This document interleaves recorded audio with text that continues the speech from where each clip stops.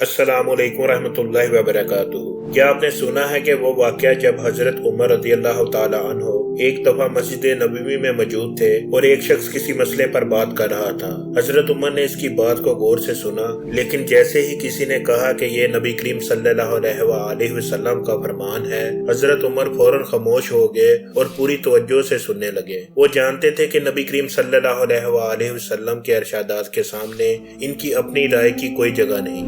आज हम में से कई लोग रोजमर्रा के मामलात में गुफ्तगू करते हैं, बहस व मुबासा करते हैं और अपनी राय को बरतर साबित करने की कोशिश भी करते हैं। लेकिन जरा सोचें, अगर कोई ये कह दे कि नबी करीम सल्लल्लाहु अलैहि वसल्लम ने इस बारे में ये फरमाया है, तो हमारा रवैया क्या होना चाहिए? यहाँ रुक कर गौर कीजिए। अगर हम अपनी बात पर अड़े रहे तो इसका मतलब ये होगा कि हमने अपनी राय को रसूलुल्लाह सल्लल्लाहु अलैहि वसल्लम के इरशादात से ज्यादा अहम समझा।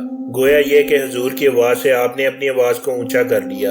यहाँ पर आपको अपनी फिक्र, अपना फलसफा, अपना फहम, अपनी सोच, अपनी अकल का इस्तेमाल नहीं करना चाहिए, बल्कि ये वो मकाम है जहाँ हमें रुक जाना चाहिए। अल्लाह ताला ने कुरान मजीद में इरशाद फरमाया, ऐ ईमान वालो, अपनी आवाजें नबी की आवाज से बुलंद ना करो और इनके साथ ऊंची आवाज से बात ना करो, जैसे तुम आपस में एक दूसरे से करते हो। कहीं ऐसा ना हो कि तुम्हारे अमाल जाया हो जाएं और तुम्हें खबर तक ना हो। ये आयत हमें सिखाती है कि न सिर्फ नबी करीम सल्लल्लाहु अलैहि वसल्लम की मौजूदगी में, बल्कि इनके इरशादात के सामने भी हमारी आवाजें खामोश होनी चाहिए। अब सवाल ये है कि हमें क्या करना चाहिए। जब कोई हदीस हमारे सामने पेश की जाए, सबसे पहले फौरन खामोश हो जाएं। इस लम्हे को अल्लाह का पैगाम समझें। अगर आपको कोई शक है तो बाद में तहकीक करें कि आया ये हदीस सही है या मुस्तनद, लेकिन इस वक्त खामोशी और आजिज़ी इख्तियार करना आप पर लाजम होगा। फर्ज करें कि आप दफ्तर में हैं और किसी मसले पर बहस कर रहे हैं। अचानक कोई साथी कहता है कि नबी करीम सल्लल्लाहु अलैहि वसल्लम ने इस बारे में ये फरमाया है, तो आप फौरन रुक जाएं, चाहे आप कितना ही पुरजोश क्यों न हो। ये लम्हा आपके ईमान का इम्तिहान है।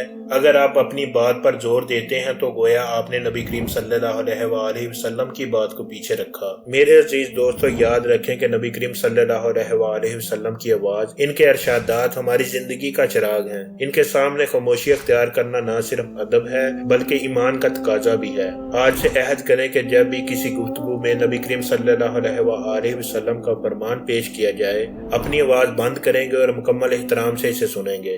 आप और मैं, हम सबको रसूलुल्लाह सल्लल्लाहु अलैहि वसल्लम से मोहब्बत का दावा तो है। ये मोहब्बत सिर्फ जुबान से नहीं बल्कि अमल से भी ज़ाहिर होनी चाहिए। जब आप नबी करीम सल्लल्लाहु अलैहि वसल्लम के इरशादात के सामने आजिज़ी दिखाते हैं तो ये अमल अल्लाह के यहाँ भी मकबूल होता है। आज से अपने दिल में ये नीयत करें कि हम नबी करीम सल्लल्लाहु अलैहि वसल्लम की बातों को अपनी जिंदगी का महवर बनाएंगे। हर बहस, हर गुफ्तगू, हर अमल में इनकी तलीमात को फोकियत देंगे। अगर ये पैगाम आपके दिल को छू गया हो और नबी करीम सल्लल्लाहु अलैहि वसल्लम की सुन्नतों को मजीद जानना चाहते हो तो हमारे चैनल को सब्सक्राइब करना मत भूलिए और इस पैगाम को दूसरों तक पहुंचाने में हमारा साथ दें। शुक्रिया।